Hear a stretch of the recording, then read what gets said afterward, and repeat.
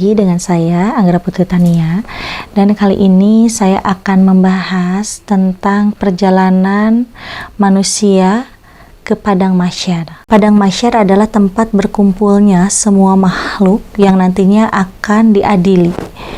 Sesuai yang ada di dalam Quran Surat Al-Hajj ayat 47, bahwa satu hari di akhirat sama dengan 1000 tahun di dunia. Jadi nanti semua makhluk itu akan berkumpul di Padang Mahsyar, dari mulai manusia pertama Nabi Adam alaihissalam dan juga seluruh makhluk yang hidup dan terakhir yang ada di muka bumi yang nantinya akan dikumpulkan di Padang Mahsyar. Nah, semua makhluk yang ada di sana itu tidak berpakaian, tidak beralas kaki, dan tidak dihitan. Satu persatu orang akan diadili dan akan menghadap Sang Ilahi. Di saat diadili, satu persatu yang ada di Padang Mahsyar itu dalam kondisi berlutut, tidak mengenal satu sama lain, walaupun sebelumnya manusia itu punya orang tua, punya kakak, punya adik, punya keluarga. Tapi di sana itu tidak akan kenal satu sama lain. Yang ada mementingkan diri sendiri untuk bisa bebas dan mendapatkan syafaat dari Nabi Muhammad SAW. Di saat satu persatu diproses untuk diadili oleh malaikat, semuanya berlutut dan di situ akan diperlihatkan buku amalan. Yang akan diperlihatkan pertama itu adalah buku amalan baiknya dulu. Di saat seseorang yang diadili melihat buku amalan baik, akan tersenyum, akan senang dan bahagia. Dan di saat diperlihatkan yang kedua, buku amalan buruk, akan menangis, meronta-ronta, memohon ampun kepada Allah, tetapi di Padang Mahsyar tidak ada kesempatan untuk bisa mencari lagi kebaikan, atau tidak ada lagi kesempatan untuk bertobat, karena sesungguhnya Padang Mahsyar itu adalah tempat terakhir sesuai yang ada di dalam kitab Yaumul Mahsyar.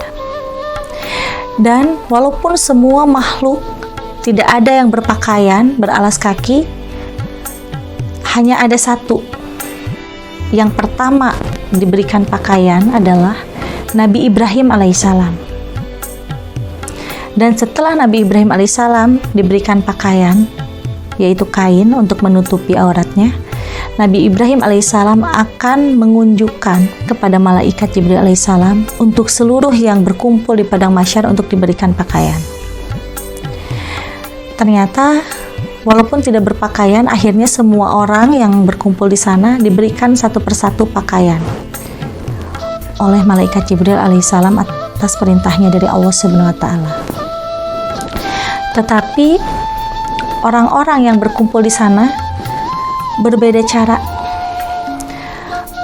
berbeda juga dalam proses perjalanannya. Di saat proses penggiringan ke Padang Mahsyar, ternyata berbeda-beda caranya. Ada yang dijemput oleh kendaraan, ada juga yang diantar oleh malaikat, ada juga yang diseret wajahnya ke jalan sampai wajahnya hancur.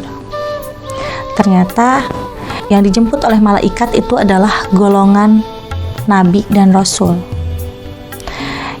Yang dijemput oleh kendaraan yaitu orang-orang yang mukmin, yang iman dan takwa kepada Allah Subhanahu wa taala.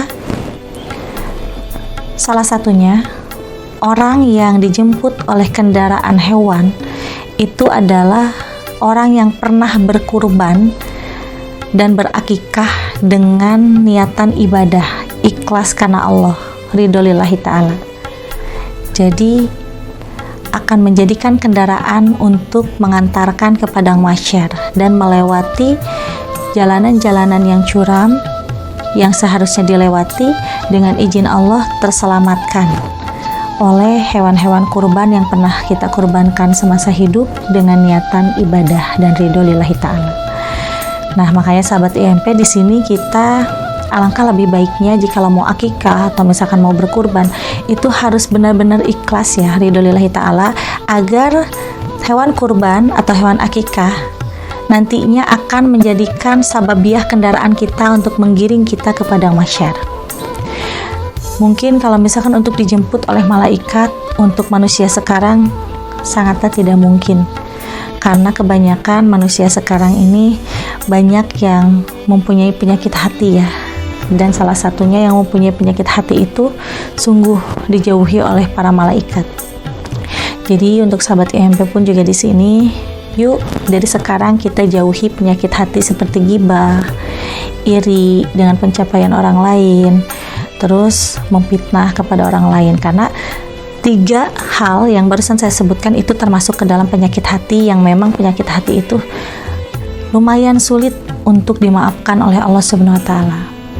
Nah, untuk orang-orang yang proses perjalanan atau penggiringan ke padang mahsyar dengan ditarik atau dijambak rambutnya dengan keadaan telungkup, yang jelas itu kan wajahnya kena ke jalanan ya sampai hancur, ternyata itu adalah golongan orang-orang yang zolim, golongan orang-orang pendusta, golongan pemimpin yang zolim juga, yang tidak amanah. Pokoknya banyak orang-orang yang akan digiring dengan cara paksaan. Karena di dalam kitab Yaumul Mahsyar perbandingannya 40% yang akan diantar dan dijemput oleh malaikat beserta orang-orang yang dijemput dengan hewan kurban atau hewan akikah. Nah, 60% itu adalah orang-orang yang digiring secara paksa oleh malaikat untuk nyampe ke padang mahsyar.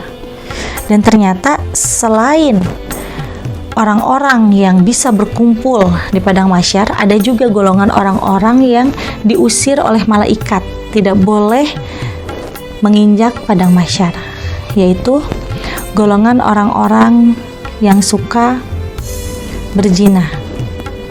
Orang yang suka berzina akan diusir oleh malaikat dan tidak akan pernah merasakan menginjak di padang mahsyar.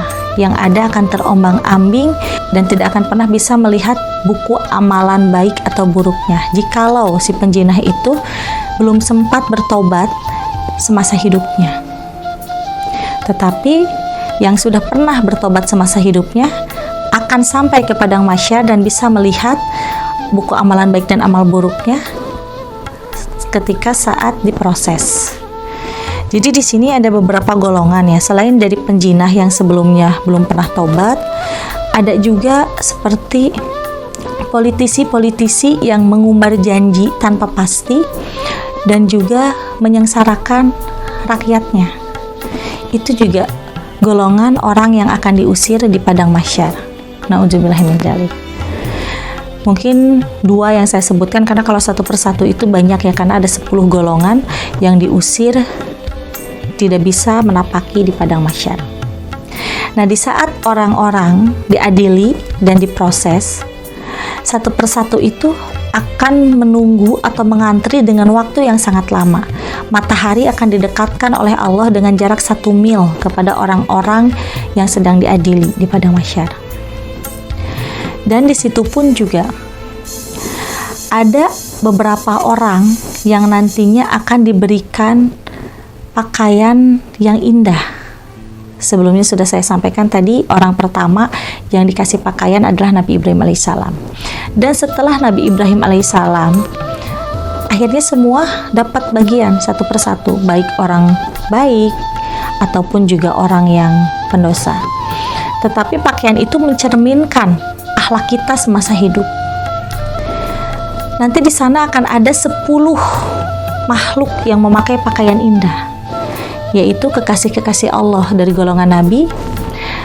Terus ada 20 kekasih-kekasih Allah dari golongan wali, dan ada 40 kekasih-kekasih Allah dari golongan solihin.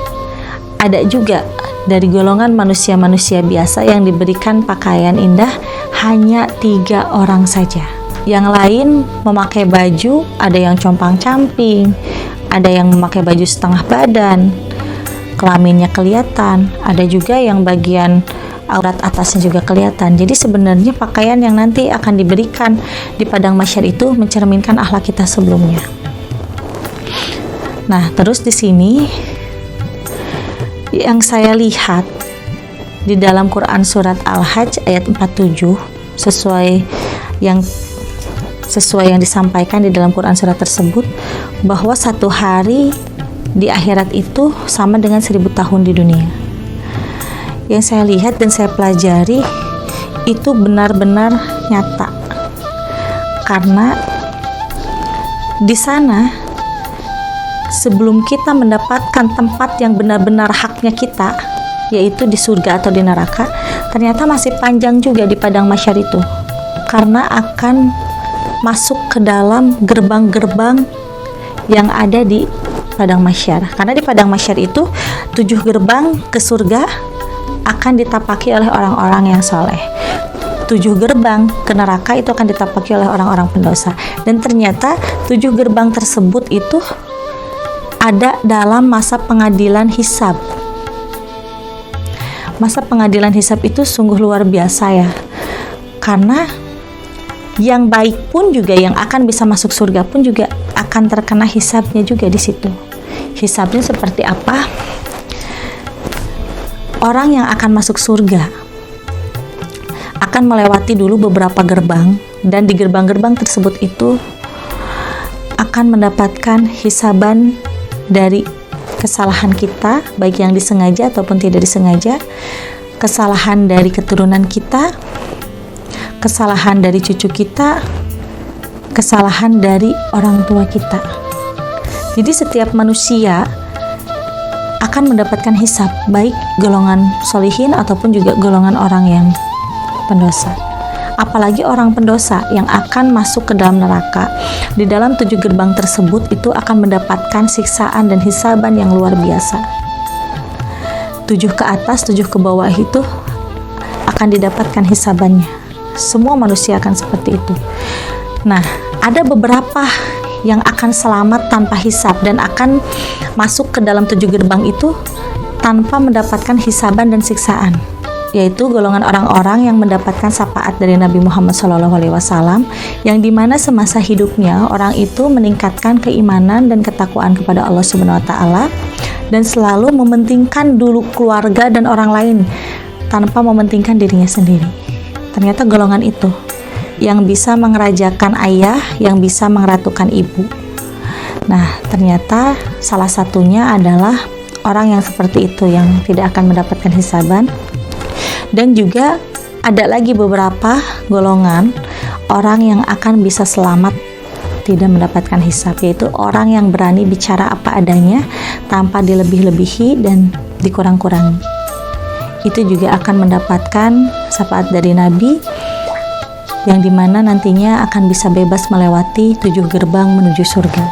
Mudah-mudahan kita semua mendapatkan syafaat dari Nabi Muhammad SAW agar tidak mendapatkan hisab di akhirat nanti dan akan dipermudah untuk masuk ke dalam surga Firdaus. Hisaban itu jelas dari mulai umur dulu ya. Di saat kita menghadapi ajal, contoh di umur 50 tahun. Selama kita hidup itu banyak sekali menyia-nyiakan kesempatan dalam beribadah. Jadi umur kita itu sia-sia. Nah, itu salah satunya. Umur pun juga bisa menghisap nantinya ke dalam diri kita.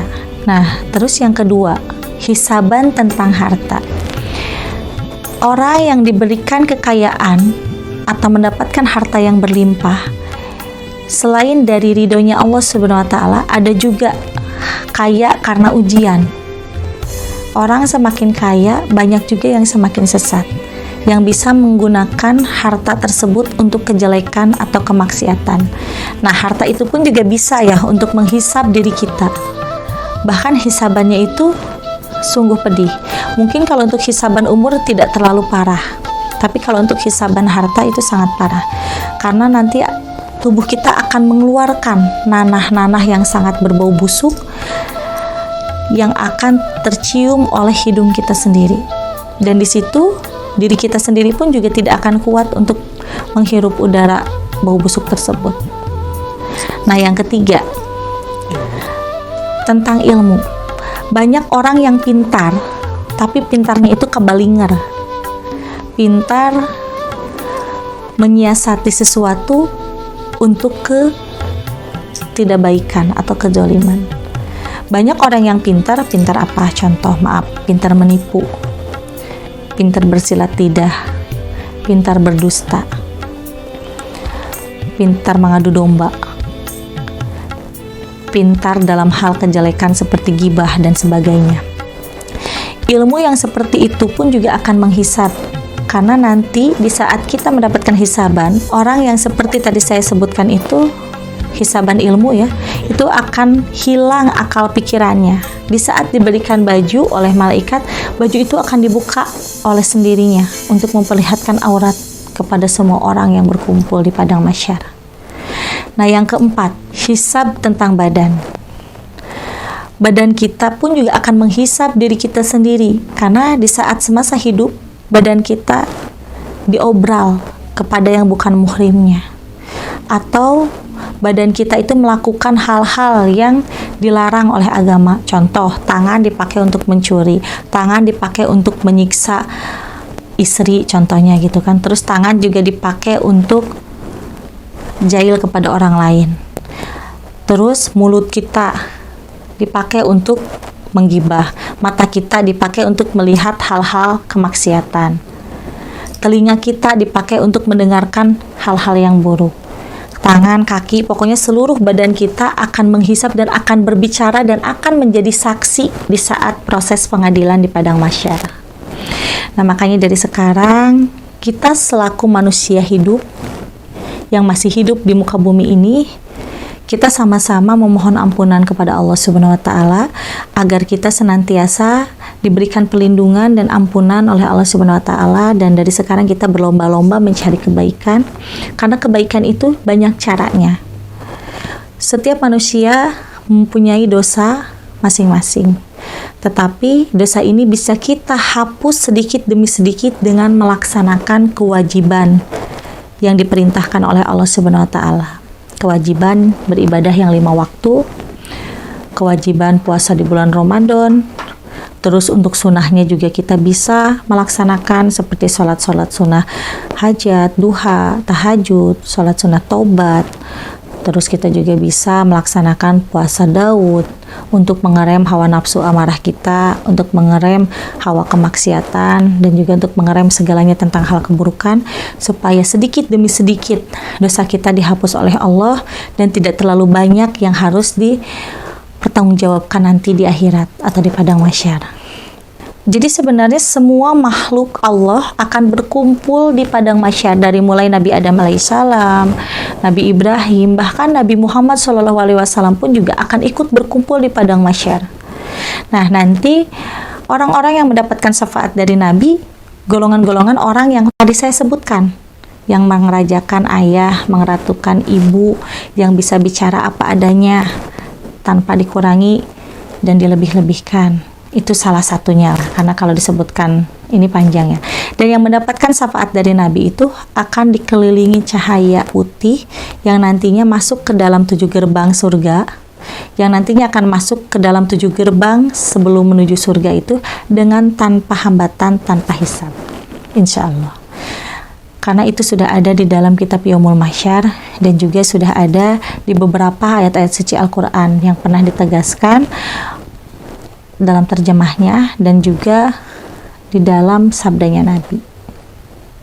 Ya sahabat IMP, mungkin pembahasan dari saya cukup sekian. Insya Allah kedepannya saya akan membahas lagi tema yang lainnya. Saya Anggra Putri Tania pamit undur diri. Wassalamualaikum warahmatullahi wabarakatuh.